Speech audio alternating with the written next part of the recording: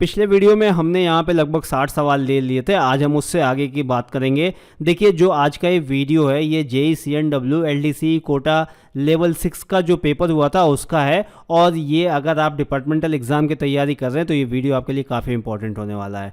तो हम आज सवाल लेंगे। सवाल नंबर हमारा ये 61 है।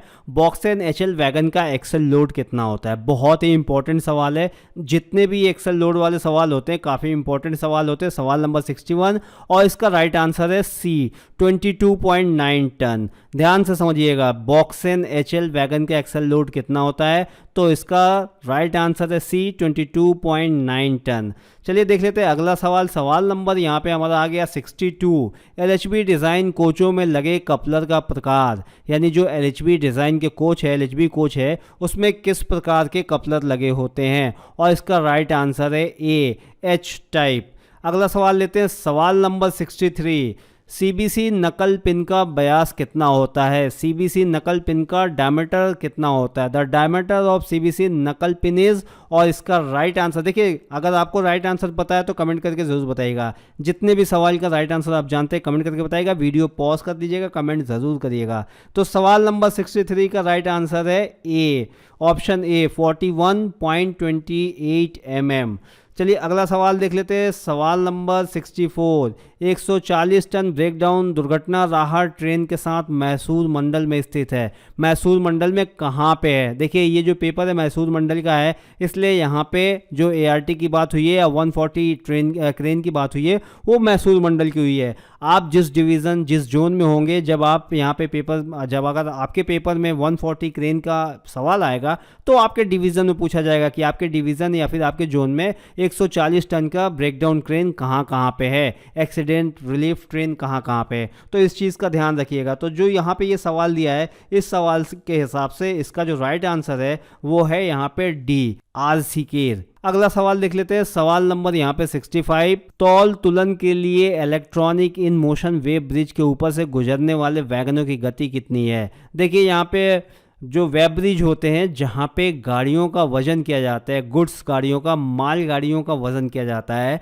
उसको वेब ब्रिज कहते हैं। तो इस वेब ब्रिज के ऊपर से जब वैगन की जो गुजरती हैं तो उनकी स्पीड कितनी होनी चाहिए, वो चीज़ यहाँ पे पूछा जाता है। अगर लिमिट से ज़्यादा स्पीड होगी तो मशीन सही तरीके से उनका वज़न नहीं ले पाएगा, और अगर स्पीड कम होगी तो भी सही तरह से वज़न नहीं हो पाएगा। तो यहाँ पे सबसे इम्पॉर्टेंट ये है कि उसका जो स्पीड लिमिट है उसी स्पीड लिमिट के हिसाब से ट्रेन उसके ऊपर से गुजरे, ताकि वेब ब्रिज सही तरीके से उसका माप ले सके। और इसका राइट आंसर है A 15 किलोमीटर प्रति घंटा। यानी वेब ब्रिज के ऊपर से जब मालगाड़ी गुजरती है तो उसकी जो स्पीड होनी चाहिए वो 15 किलोमीटर प्रति घंटा की रफ्तार होनी चाहिए, ना इससे ज़्यादा ना इससे कम। अगला सवाल देखते हैं। सवाल नंबर 66। LHB कोचों के ब्रेक पैड की कंडमिंग मोटाई क्या है?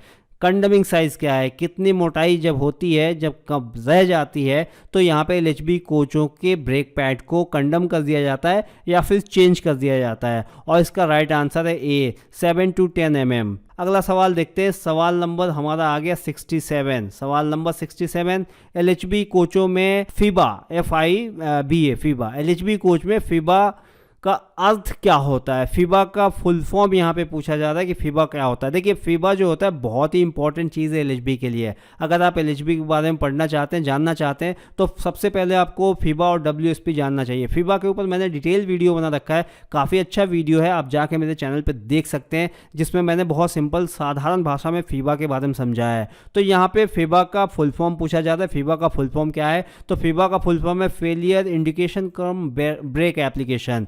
यानी कि जब कोई कोच में फेलियर होता है, किसी प्रकार का फेलियर होता है, किसी प्रकार का नहीं, यहाँ पे एयर वेलो में अगर फेलियर होता है तो उसको यहाँ पे ये डिटेक्ट करता है और पूरे गाड़ी में ब्रेक लगाता है। इसके ऊपर मैं फिर बता दूँ, डिटेल वीडियो बना चुका हूँ, आप जाके मेरे चैनल पे देख सकते हैं। अगला सवाल, सवाल नंबर 68। वर्ड डॉक्यूमेंट में विशेष शब्द खोजने के लिए किस शॉर्टकट कुंजी का उपयोग किया जाता है? यानी कि अगर आप MS वर्ड में काम कर रहे हैं और आपको कोई एक खास वर्ड खोजना है तो आप कौन से शॉर्टकट का इस्तेमाल आप यहाँ पे करके इस चीज़ को कर पाएंगे? और इसका राइट आंसर है यहाँ पे C कंट्रोल प्लस एफ। जैसे ही आप कंट्रोल प्लस एफ दबाएंगे आपके सामने फाइंड का एक छोटा सा पॉपअप विंडो आ जाएगा और उसमें जो भी आप शब्द खोजना चाहते हैं आप उसमें सिंपली टाइप करेंगे और एंटर बटन दबाएंगे तो अगर उस पेज पे वो शब्द है तो आपके सामने वो आ जाएगा। उनकी जितनी संख्या है उतनी संख्या भी बताई जाएगी कि कितनी संख्या में इस शब्द को इस पेज पे लिखा गया है। सवाल नंबर हम देख लेते हैं 69। सवाल नंबर 69, एलएचबी डिज़ाइन कोच की अधिकतम गति कितनी है?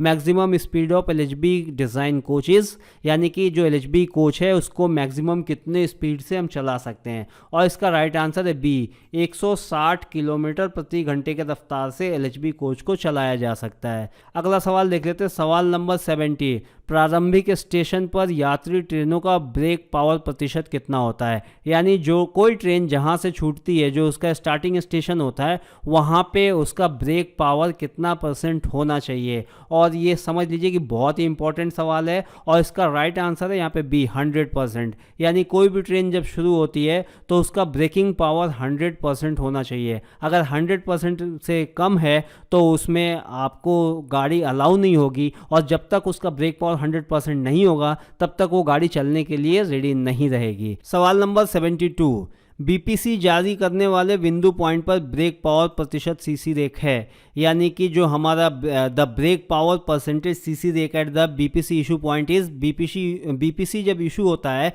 सीसी रेक का, जहां पे सीसी रेक का बीपीसी इशू होता है उस पॉइंट पे ब्रेक पावर उस गाड़ी में कितना होना चाहिए। काफ़ी इंपॉर्टेंट सवाल है और इसका राइट आंसर है सी, 100%। यानी कि जहां पे सीसी रेक का ब्रेक पावर सर्टिफिकेट दिया जाता है, बीपीसी इशू होता है, उस पॉइंट पे उस ट्रेन का ब्रेकिंग पावर जो है 100% होना चाहिए। सवाल नंबर 74, ट्रैक्शन सेंटर में उपलब्ध है। Traction centre is available in, और इसका राइट आंसर देख लेते हैं। इसका राइट आंसर है ए, एलएचबी बोगी। यानी कि ट्रैक्शन सेंटर कहाँ पे रहता है, किस में रहता है? एलएचबी में रहता है, वीबीजेडआई में रहता है, बीसीएन में रहता है या आईसीए बोगी में रहता है? तो यहाँ पे इसका राइट आंसर है ए। सवाल number 75, IRCA part 3 deal with किससे संबंधित है? IRCA पार्ट 3 किससे संबंधित है? काफ़ी इंपॉर्टेंट सवाल है ये भी और इसका आंसर है बी। यहाँ पे बी आंसर है बी, वैगन स्टॉक। यानी कि ये वैगन स्टॉक के साथ संबंधित है।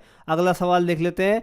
सवाल number 76, pitless electronic in motion weighbridge पर प्रति वैगन अधिकतम भार जिसे तौला जा सकता है वो कितना होता है? सवाल नंबर 76 और इसका राइट आंसर है बी, 140 टन। अगला सवाल देख लेते हैं। सवाल नंबर 77, एलएचबी कोच में ट्रांजिशन सीबीसी कपलर लगा होता है।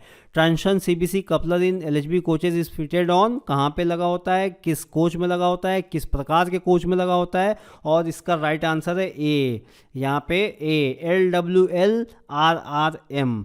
अगला सवाल देख लेते हैं। सवाल नंबर 78, एयर ब्रेक वैगन का कंट्रोल रॉड व्यास कितना होता है? The control rod diameter of air brake wagon is, सवाल नंबर 78, इसका राइट आंसर है सी, 32 mm। अगला सवाल देख लेते हैं। सवाल नंबर 79, मैसूर मंडल में electronic in motion weighbridge कहाँ पे है? एक बार ये फिर सवाल एक डिवीज़न से जुड़ा हुआ है, मैसूर से, क्योंकि ये जो पेपर है ये मैसूर का ही है, इसलिए यहाँ पे मैसूर से पूछा जा रहा है। अगर आपके जोन डिवीज़न में अगर ये सवाल आता है तो वहाँ पे ये पूछा जाएगा कि आपके जोन या फिर आपके डिवीज़न में मोशन वेट ब्रिज कहाँ पे है। तो आप अपने जोन और डिवीज़न का मोशन वेट ब्रिज बिल्कुल पता करके रखें कि कहाँ कहाँ पे है। तो इसका राइट आंसर देख लेते हैं। सवाल नंबर 79 का इसका राइट आंसर ए, चित्रदुर्ग। अगला सवाल देखते हैं। सवाल नंबर 80, 140 टन क्रेन में लगे SLI का मतलब क्या होता है? SLI का मतलब क्या होता है जो 140 टन क्रेन में लगा होता है? और इसका राइट आंसर है बी, सेल्फ लोड इंडिकेटर। यानी कि जो SLI है इसका फुल फॉर्म एक तरह से सेल्फ लोड इंडिकेटर है और इसका इस्तेमाल 140 टन के क्रेन में किया जाता है। सवाल नंबर 81, LHB कोचों में ब्रेक डिस्क की मोटाई कितनी होती है? ये भी काफ़ी इंपॉर्टेंट सवाल है, बहुत जगह मैंने देखा है पूछा गया है इस सवाल को कि LHB कोचों में ब्रेक डिस्क की मोटाई कितनी होती है, और इसका राइट आंसर है बी, 110 मिलीमीटर। बहुत ही इंपॉर्टेंट सवाल है, ये भी बिल्कुल याद कर लीजिएगा। LHB कोचों में ब्रेक डिस्क की मोटाई कितनी होती है? तो 110 mm मोटाई होती है। अगला सवाल देखते हैं। सवाल नंबर हमारा 82, पिट लाइन में किए गए कोचिंग स्टॉक के रखरखाव के लिए क्या है? केवल माध्यमिक रखरखाव, केवल प्राथमिक, केवल चलाने के लिए सुरक्षित, प्राथमिक और माध्यमिक दोनों, और इसका राइट आंसर होगा यहाँ पे ऑप्शन डी, प्राथमिक और माध्यमिक दोनों रख रखाव। अगला सवाल देखते हैं, सवाल नंबर 83, बीएलसी वैगन में रेल स्तर से स्लैकनेस ड्रावर सिस्टम की ऊंचाई कितनी होती है? सवाल नंबर 83 और इसका राइट आंसर है यहाँ पे सी, 845 मिलीमीटर। अगला सवाल देखते हैं, सवाल नंबर 84, एलएचबी कोचों का शॉप शेड्यूल अटेंशन यानी SS3 प्रत्येक में एक बार किया जाता है, कितने महीने, कितने साल या कितने दिन में किया जाता है? सवाल नंबर 84 और इसका राइट आंसर है यहाँ पे सी, 72 महीने। अगला सवाल देखते हैं, सवाल नंबर 85, मैसूर मंडल में निम्नलिखित वैगन डिपो में वैगनों का आरोच किया जाता है। अब यहाँ पे देखिए, ये फिर मैसूर डिवीज़न का है, अगर आपके डिवीज़न में ये सवाल आएगा तो आपका डिवीज़न यहाँ पे पूछा जाएगा, और इसका राइट आंसर है ए, यहाँ पे MNGT। अगला सवाल देख लेते हैं, सवाल नंबर 86, SKLR SBHR घाट सेक्शन में चलने वाली ट्रेनों के लिए ब्रेक पावर का न्यूनतम प्रतिशत क्या है? सवाल नंबर 86 और इसका राइट आंसर है यहाँ पे बी, ऑप्शन बी, 90%। अगला सवाल देखते हैं, सवाल नंबर 87, रात के समय SPART सायरन बजने के समय से कितने मिनट के भीतर शुरू हो जाएगा? During night time SPART shall be start with in minute from the time of sounding siren. Siren बजने के बाद से SPART कितने मिनट के बाद से स्टार्ट हो जाती है? तो इसका राइट आंसर देख लेते हैं, इसका राइट आंसर है ए, 20 मिनट। अगला सवाल देखते हैं, सवाल नंबर 88, रात के समय क्रेन के साथ BD स्पेशल सायरन बजने के समय से कितने मिनट में भीतर चालू हो जाता है? BD special with crane shall be started with in minutes from the time of sounding siren. सवाल नंबर 88 और इसका राइट आंसर है बी, 45 मिनट, 45 मिनट में ये शुरू हो जाता है। चलिए अगला सवाल देखते हैं, सवाल नंबर 89, यहाँ पे सवाल नंबर 89, LHB कोचों में एयर स्प्रिंग की विफलता के मामले में लगाए जाने वाला गति प्रतिबंध कितना है? यानी कि LHB कोच में अगर एयर स्प्रिंग में कोई प्रॉब्लम आ गया तो उसके बाद जो एक लिमिट दी जाती है, स्पीड लिमिट, वो कितनी होती है? सवाल नंबर 89 और इसका राइट आंसर है 60 kmph, यानी 60 किलोमीटर प्रति घंटा के स्पीड से उसको चलाया जा सकता है। अगला सवाल देख लेते हैं, सवाल नंबर 90, LHB कोच लगे हैं, LHB कोच लगे हैं फिटेड विथ क्या लगे हैं? 4 डंप वाल, 2 डंप वाल, 3 डंप वाल, 5 डंप वाल, यानी कि LHB कोच में कितने डंप वाल लगे होते हैं? बहुत ही इंपॉर्टेंट सवाल है ये, LHB से जुड़ा हुआ। इसके अलावा ये WSP से भी जुड़ा हुआ इंपॉर्टेंट सवाल है, WSP के अंदर भी ये चीज़ आ सकता है कि LHB कोच में कितने डंप वाल होते हैं, बहुत इंपॉर्टेंट। और इसका राइट आंसर है ए, 4 डंप वाल। जी हाँ, LHB कोच में 4 डंप वाल होते हैं, एक कोच में 4 डंप वाल होते हैं, हर एक एक्सल के लिए एक डंप वाल होता है। तो इस तरह से एक कोच में 4 एक्सल होते हैं तो 4 डंप वाल होते हैं, और एक डंप वाल 2 ब्रेक सिलेंडर को ऑपरेट करता है, यानी कि एक डंप वाल जो होता है वो 2 ब्रेक सिलेंडर को ऑपरेट करता है, और इस प्रकार एक कोच में पूरे 4 डंप वाल होते हैं। अगला सवाल देखते हैं, सवाल नंबर 91, LHB कोच के सोल बार की मोटाई कितनी होती है? ये भी काफ़ी इंपॉर्टेंट सवाल है, सोल बार की मोटाई कितनी होती है? और इसका राइट आंसर है ए, 6 mm। अगला सवाल देख लेते हैं, सवाल नंबर 92, जॉली फ्राट पहियों का DPT अनुसूची के दौरान किया जाना है, यानी कि जो DPT किया जाता है वो किस शेड्यूल के तहत किया जाता है? D1, D2, D3 या फिर SS1? कब किया जाता है व्हील का DPT? ये बहुत ही इंपॉर्टेंट सवाल ये भी है, 92, और इसका राइट आंसर है यहाँ पे D3, ऑप्शन बी, इसका राइट आंसर है D3। अगला सवाल देखते हैं, सवाल नंबर 93, निम्नलिखित में से किसका उपयोग स्टेनलेस स्टील के कोच वैगनों को काटने के लिए किया जाता है? मतलब कि अगर gas cutting, arc welding, grinding, plasma cutting, किस तरह के कटिंग से स्टेनलेस स्टील के वैगन को काटा जाता है? और इसका राइट आंसर है यहाँ पे D, plasma cutting. Right answer है डी, प्लाज्मा कटिंग। अगला सवाल देख लेते हैं, सवाल number 94, LHB coaching stock wheel के साथ लगे हैं, LHB कोचिंग स्टॉक व्हील के साथ लगे हैं, क्या लगे हैं? वर्ताकार रोलर बेयरिंग, बेलाकार रोलर बेयरिंग, बेलन का शंकु रोलर, या फिर प्लेन बेयरिंग, यानी spherical roller bearing, cylindrical roller bearing, या फिर सिलेंड्रिकल टेपर रोलर बेयरिंग, या फिर प्लेन बेयरिंग, किस तरह के बेयरिंग लगा होता है? सवाल नंबर 94 और इसका राइट आंसर है यहाँ पे सी, सिलेंड्रिकल टेपर रोलर बेयरिंग। अगला सवाल देख लेते हैं, सवाल नंबर 95, कैस्नॉफ बोगी के side frame column friction plate में किस प्रकार के स्टील का उपयोग किया जाता है। काफ़ी इंपॉर्टेंट सवाल है ये भी, सवाल नंबर 95, और इसका राइट आंसर है option C, silico manganese steel, silico manganese steel. अगला सवाल देख लेते हैं, सवाल नंबर 96, यहाँ पे आ गया हमारे सामने, BBZI वैगन की अधिकतम गति कितनी होती है। जो BBZI वैगन होते हैं उनकी अधिकतम गति कितनी होती है, और इसका राइट आंसर है ए 100 kmph, 100 किलोमीटर प्रति घंटे की रफ्तार से इनको दौड़ाया जा सकता है, चलाया जा सकता है। देखिए सारे जो सवाल जवाब लिए गए काफ़ी इंपॉर्टेंट सवाल जवाब हैं। आने वाले समय में जिस भी आप स्टेशन में हैं, जिस भी आप जोन और डिवीज़न में हैं, अगर आपके यहाँ डिपार्टमेंटल एग्ज़ाम होता है CNW JEE का, तो आप ये मान के चलिए कि जो अभी मैं सवाल जवाब ले रहा हूँ इसमें से आपको 10 से 12 क्वेश्चन आपको मिल जाएंगे, क्योंकि इसी तरह के क्वेश्चन हर डिपार्टमेंटल एग्ज़ाम में लगभग पूछे जाते हैं, इसलिए वीडियो को ध्यान से देखिएगा।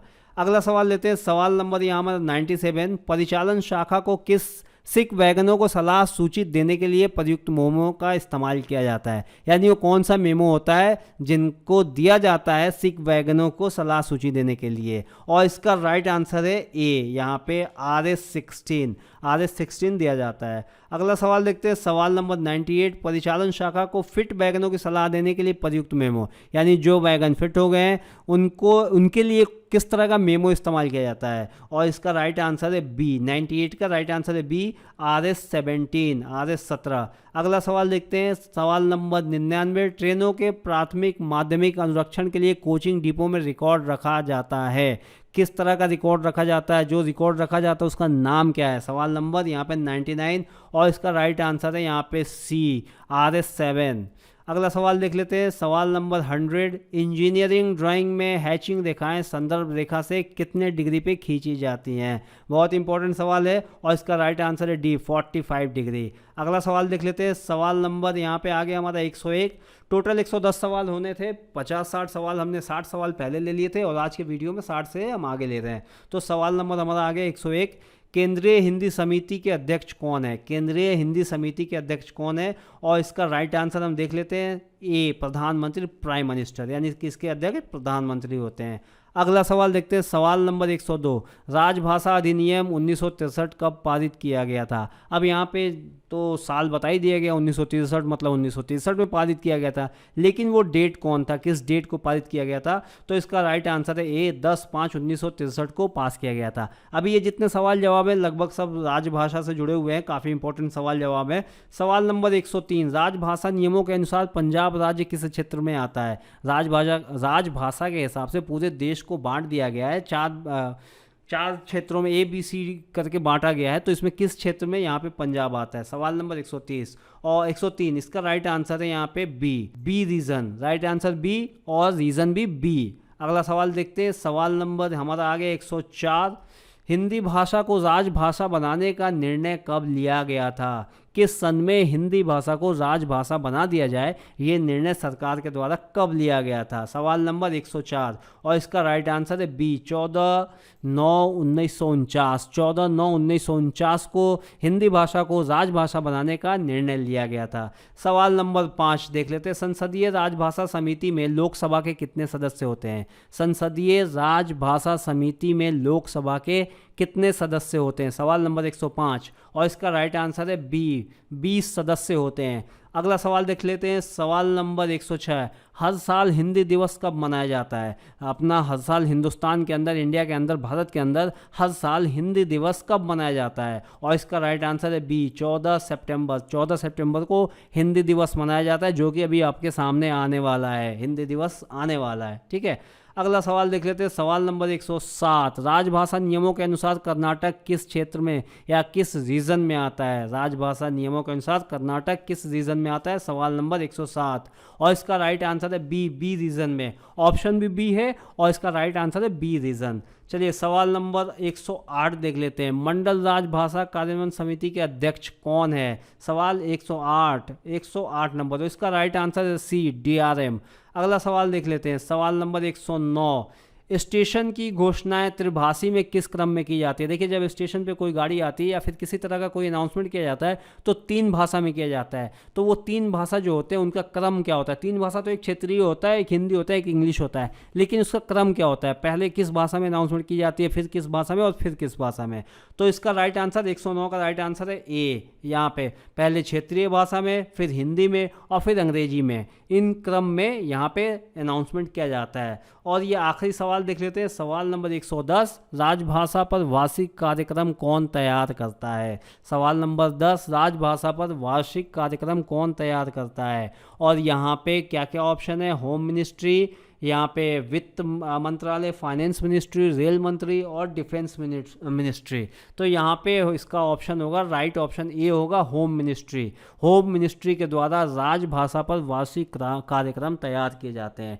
तो आपको ये पूरी जानकारी कैसी लगी? अगर आपने इसका पार्ट 1 नहीं देखा है तो देख लीजिए। इसके अलावा मेरे चैनल पे आपको CNW से जुड़े बहुत सारे वीडियोस मिल जाएंगे, काफ़ी इंपॉर्टेंट वीडियो फीबा के बारे में, ब्रेकिंग सिस्टम के बारे में, DB कैसे काम करता है उसके बारे में, एयर स्प्रिंग कैसे काम करता है उसके बारे में, ब्रेक एक्सीलेटर क्या होता है उसके बारे में, WSP क्या है इसके बारे में, इन सब पे डिटेल में मैंने वीडियो बना रखी है।